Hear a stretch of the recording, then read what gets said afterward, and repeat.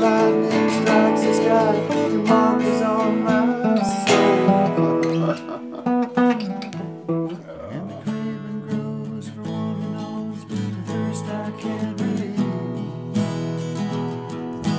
One like me who hungers for a need they can't set free. Hail, sweet Mary, I feel your grace, and I'll come for you tonight. Okay, so the first time you don't go to the A right there, Oh. because I do. Nice, inside the guitar this time. Perfect. I love it when that happens. So I started out singing on the street in San Francisco when I was a kid, and that was one of the most pure, awesome things I've ever done.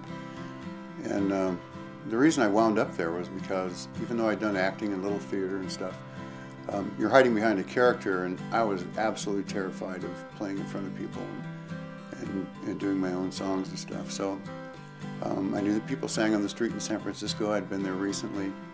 So I took a guitar and clothes in a duffel bag and thought, well, I'm either going to do this or I'm going to starve to death. And lo and behold, I did it, and I didn't starve to death.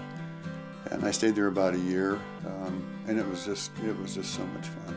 I have a pretty cool space here to write, and I have kind of like a little mini studio. So does it go E, A, E? It's E, D, A, E, and then the chorus is E is D, A, E. Basically, when I'm writing, I turn on my Zoom so I don't forget stuff, because it's so easy when you're writing to try and go back to it and not be able to get exactly that feel or that direction where you were going. And then when I get them fleshed out a little bit, I'll sit down and record them with a metronome and try and get just the right feel to them before I go into the studio and work with Brent and other musicians. A lot of times you can get a better performance all by yourself when you're in the moment than when you're under the gun to get stuff done, you know, because the clock is ticking.